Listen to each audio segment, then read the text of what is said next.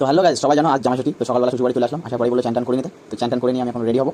তো চানটা সারা হয়ে গেছে, তো এরপরে ড্রেস চেঞ্জ করবো। তো চান করে ঘরে চলে আসলাম। তো দেখো শাশুড়ি মা কি গিফট দিয়েছে, একটা গেঞ্জি, একটা প্যান্ট আর একটা শার্ট। তো চলো রেডি হতে লাগি। তো প্যান্টটা এখন খোলার জন্য রেডি করছি। তো সালা বাপরে কি সুতো দিয়ে বাঁধেছে, সেটা কাটে না, তো ছেড়ে দিলাম। তো সেটা সেটিং করে নিলাম। তো এখন চেনটা লাগিয়ে নিলাম, তো তোমাদেরকে দেখতে দিলাম না। তো চলো শর্ট গেঞ্জিটা ভিতরে পরে নিই। তো পরে নিলাম ঝটপট করে। তো এবার বুঝলাম যে যার মতন ডাক্তার মতন করে বুঝে নিলাম। তো এবার চলো শাশুড়ি দেওয়া শার্টটা এবার পরে নিই। তো চলো এবার হাতাটা ঢুকিয়ে দিই। আচ্ছা হয়ে গেল। তো দেখতে থাকো, এবার বোতামগুলো একটু লাগাতে হবে শার্টের, নাহলে ভালো লাগবে না। আর তোমরা জানো শার্টের বোতাম খুলে রাখলে লফঙ্গা লফঙ্গা লাগে। তো চলো লাগানো হয়ে গেছে প্রায়, একটা বোতাম বাকি আছে। তো দেখতে পাচ্ছ, তো কলারটা ঠিক করে নিলাম একটু। এবার জামাটা ইন করতে হবে, নাহলে একটু স্টাইল ম্যান সুপারম্যান লাগবে না। তো চলো ইন হয়ে গেল। তো সঙ্গেই থাকো। তো এবার বেল্ট, এটা হচ্ছে ছেলেদের একটা স্টাইলের জিনিস। তো এটা না হলে তো হবে না, বেল্টটা দিলে একটু স্মার্টনেস লাগে। তো তোমরা সঙ্গেই থাকো। তো বেল্টটা দিয়ে নিই ঘাটে ঘাটে।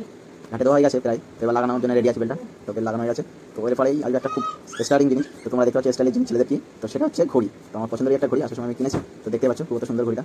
তো চলো বেলটা লাগানো হয়ে গেছে, তো ঘড়ি হয়ে গেছে। তো চলো এবার খেতে কী কী দিতে পারে দেখা যাক। তো রেডি থাকো, সঙ্গে থাকো। তো আমার লুকটা কেমন লাগছে সবাই একটু বলো। তো চলো লেটস গো।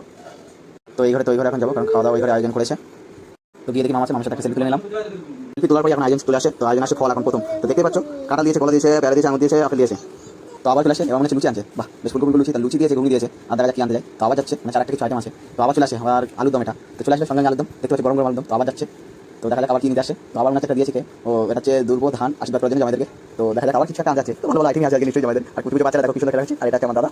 তো সেলফি তোলায় খুবই ব্যস্ত, দেখতে পাচ্ছ। তো আগে ছুটি আছে মনে হচ্ছে, ওই জন্য সেলফি তোলার জন্য ব্যস্ত। তো আবার একজন ও ইয়ে বাবা, কি এটা, এ কে।